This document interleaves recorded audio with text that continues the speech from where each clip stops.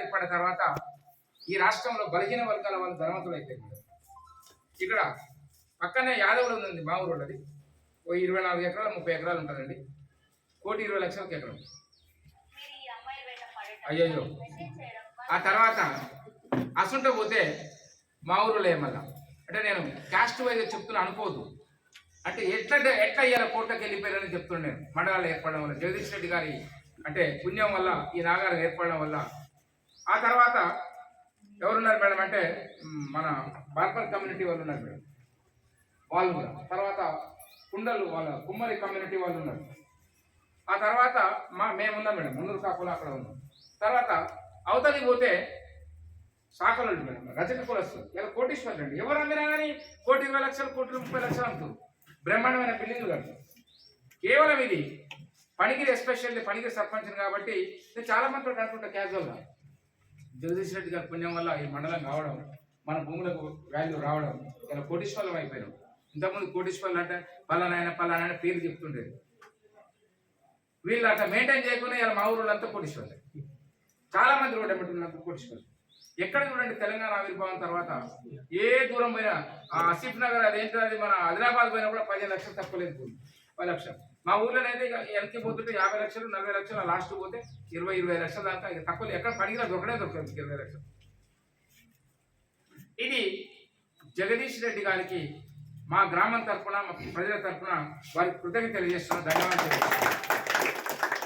ఇంకోటి ఏంటంటే మేడం, సుపరిపాలన దినోత్సవం సందర్భంగా తమని విజ్ఞప్తి చేస్తున్నాం పని ప్రజల తరఫున. మా టూరిజం ప్లేస్ అంటే గుర్తుందా ఉంది కదా, ఒకసారి మంత్రి గారి దృష్టికి తీసుకెళ్ళండి. నేను కేటీఆర్ గారిని కలిసిన, నేను చెప్పిన ఇంకా బ్రహ్మాండంగా క్రెడిట్ అంతా కూడా జగన్ రెడ్డి గారికి వస్తుంది. వారి ముందే చెప్పిన కేటీఆర్ గారు, వారు కూడా ఉన్నారు. కాస్త మా ఊరికి కొన్ని నాగార్జున సాగర్ పోయినాం మేడం, అక్కడ అది బుద్ధపూర్ అది ప్రాజెక్టు పెద్ద బిల్డింగ్ కట్టింది అక్కడ బ్రహ్మాండంగా 100 కోట్లు ఇచ్చారు. నేను అడిగిన మాకు 20 కోట్లు ఇవ్వండి సార్, బ్రహ్మాండం చేయండి అడిగింది. అంటే మంత్రి గారు చెప్తున్నారు, ఎమ్మెల్యే గారు కూడా చెప్తున్నారు కాబట్టి సాయం చేస్తామన్నారు.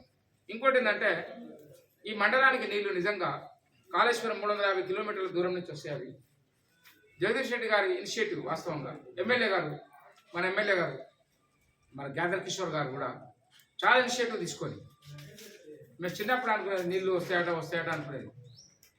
కానీ మేము చూసినామండి నీళ్లు నిజంగా ఒక నదిని అంటే కెనాల్ రావడం, సస్యశ్యామలం కావడం అనేది ఆంధ్రపై చూసిన అప్పుడు అనిపిస్తాం మనకు. ఆంధ్ర చూసినప్పుడు అది మన ఎక్కడ కానీ అయ్యింది. తెలంగాణ వచ్చిన తర్వాత కేసీఆర్ గారి యొక్క ముందు దృష్టితోటి ఇక్కడున్న మంత్రి జగదీష్ రెడ్డి గారు మరియు మన నియోజకవర్గ గౌరవ శాసనసభ్యులు గ్యాదర్ కిషోర్ గారి ఇనిషియేటివ్ వల్ల అక్కడ నుండి కాళేశ్వరం నీళ్ళు, గోదావరి నీళ్లు ప్రవహించుకుంటూ సూర్యాపేట దాకా పోతున్నాయి. ఇది కూడా ఈ మండల వ్యవస్థ, జిల్లా వ్యవస్థలు కొత్తగా ఏర్పడడం ద్వారా వచ్చినటువంటి పరిస్థితి. ఇంత మించిన సుపరిపాలన అనేది ఏముండదు. ఇక ఇంకేమన్నా ఉంటే ఇంకా డోర్ స్టెప్, ఇంకా దగ్గరలో సాధ్యమైనంత వరకు గౌరవ ముఖ్యమంత్రి గారు మనమైతే స్వాతంత్ర పోరాటం చూడలే, పుస్తకాల్లో చదివినాం సోషల్ స్టడీస్లో. కానీ నిజంగా చూస్తున్న ఒక పోరాట యోధుని కేసీఆర్ని. సాధించవచ్చు ఏదైనా కూడా, రక్తం చిందకుండా సాధించవచ్చు అనేది కేసీఆర్ను చూసి మనం రూపొందించుకోవచ్చు. మనం ఏదైనా సాధించాలంటే ఆయన స్ఫూర్తి విధాత. తర్వాత మరి ఈ మండల వ్యవస్థ వచ్చిన తర్వాత మా కొత్త మండలం ఏర్పాటు చేయడం జగదీష్ రెడ్డి గారికి, మా గ్రామానికి మరి ఈరోజు మేడం పనిగిరి గ్రామంలో భూములు ఎక్కువనే మేడం, దేవాలయం భూములు ఉన్నాయి, మీ ఊళ్ళో లేవు. ఏదైనా చేయాలంటే అట్లా కాదు, ప్రభుత్వ భూములు ఇప్పుడు మీరు ఒక బిల్డింగ్ కట్టాలంటే దోలాడుతుంది. నేను ఒకసారి ఇంద్రకరణ్ రెడ్డి గారికి లెటర్ ఇచ్చిన ఆ టెంపుల్ గురించి. పనిగిరిలో దేవాలయం భూములు అవైలబుల్ ఉన్నాయి సార్, ప్రభుత్వ కార్యాలయాలు కట్టడానికి ఆస్కారం ఉంది అని ఒక సమాచారం ఇచ్చింది. అంటే ఏదన్నా కానీ ఒక కాలేజీ కానీ గొప్ప హాస్పిటల్ కానీ కొత్తగా కట్టడానికి పనిగిరిలో అవి ఉన్నాయి, భూములు అందుబాటులో ఉన్నాయి కాబట్టి వాటిని వినియోగించుకొని అది కొద్ది రోజులైతే మేడం తిరుమలగిరి, పనిగిరి, నాగారం ఒకటైపోతుంది.